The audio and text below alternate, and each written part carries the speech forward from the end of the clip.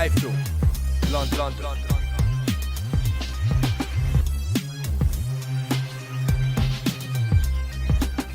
iFILM, London. This is James Holder for iFILM London. I'm in Rotherham at David Coldwell's gym with my light welterweight boxer Curtis Woodhouse. How are you, Curtis? I'm good, thank you, yeah. Very good to meet you, sir. You too, mate. Never met you before, and it's always a pleasure. Thank you, sir. Thank you, sir. How's the training going? Everything going good? It's gone great now. Pretty much finished now, to be honest. Just had a little mess around tonight, get a little sweat on, but all the hard work's been done. I've had, I think, 10 weeks training. So it's just a case of resting up now, letting the body heal, and Saturday night, expect some fireworks, 'cause it's going to go off. Is that something, a routine you guys would do, 9 weeks hard training, maybe last week ease off a little bit? Yeah, luckily I've been fortunate enough for my last 2 fights to be given plenty of notice. And obviously the more notice you get, the better condition you can get in. So like I said, me and Jason for this fight have both had 10 weeks. So, you know, there's no excuses. We can't say, you know, we took it at short notice or we had to crash off this weight, that weight. We've been given plenty of time to get ourselves in tip-top shape. And, you know, sometimes when you look back in build-ups and think, that didn't go well, or I picked up that knock, picked up this knock, I can honestly say, hand on my heart, I've had no problems at all in 10 weeks. Everything's gone fantastic. So Saturday night, no excuses. I'm good to go. Yep. How much do you know about Jason Cook, and what are you expecting from the fight?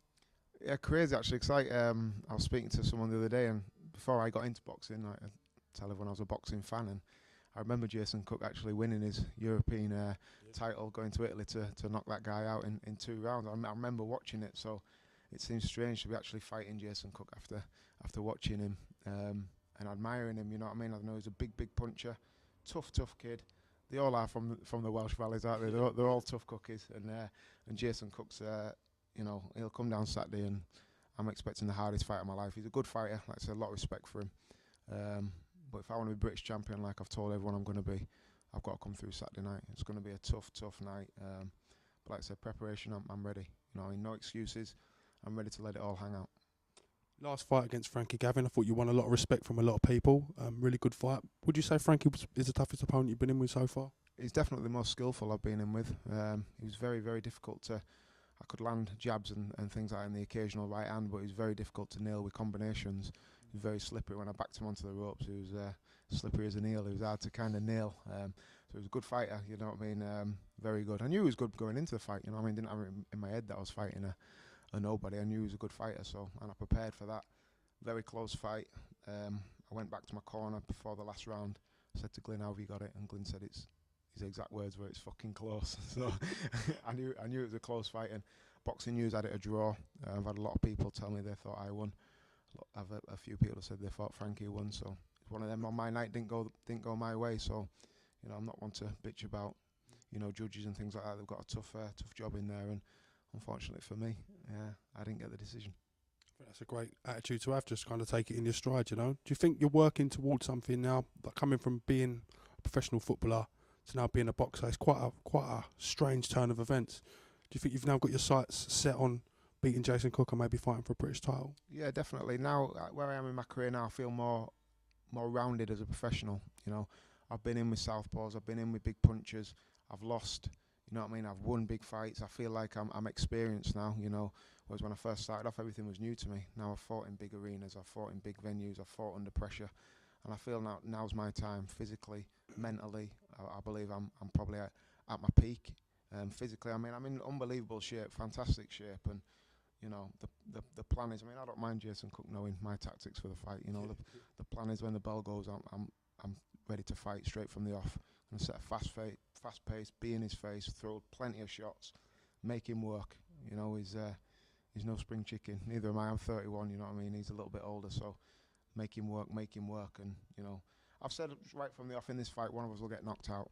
That's pretty certain in my eyes. And Saturday night we'll see who it is. But I'm confident it won't be me. Well, I think the fight Saturday's going to be a great fight, and everyone's definitely looking forward to it.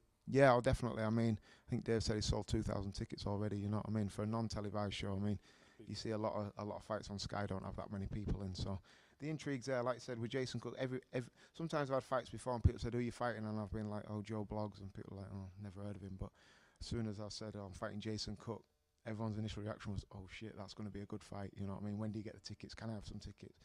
Phone's been going mad. People from like London, some people from Norwich are coming to the fight who I've never met, you know what I mean, that have contacted me on Facebook saying, yeah, we want to be there. So it's definitely a fight that's captured people's imaginations, because I think you put our two styles together and it is going to be a fight, you know what I mean. If you want to watch slick boxing and great moves and things like that, you're probably best off leaving after Ryan Rhodes' fight, you know what I mean, because once me and Jason get in, I think, I mean, a few people have said to me that they think he'll try and outbox me and things like that, but I think he'll come and try and take me out, and I think that's when he's at his best, you know what I mean.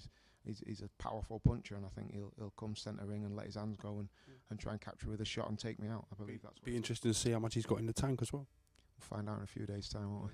Now, I know you must be asked this before, but at what point in time was you training, playing football, and think, actually, do you know what?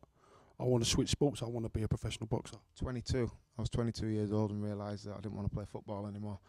But it wasn't a case of, right, I want to be a boxer. It's kind of a case of, I'm 22 years old. What the hell do I do now?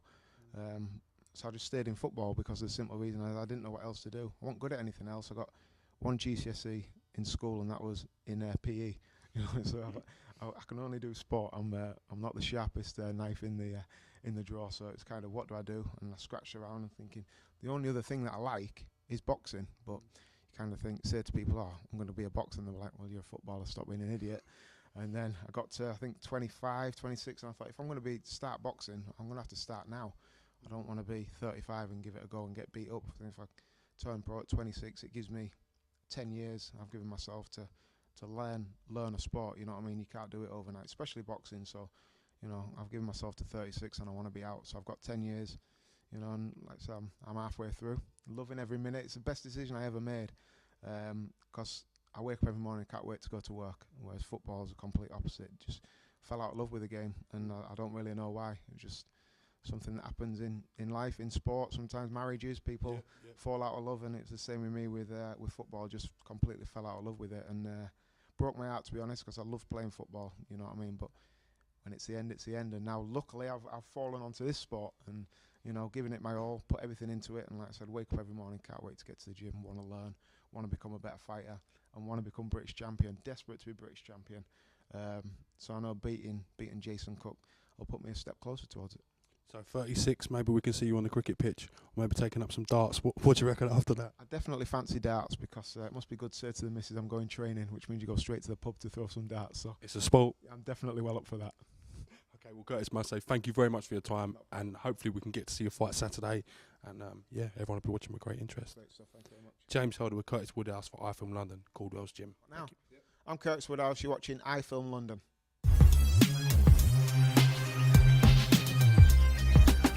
iFILM London.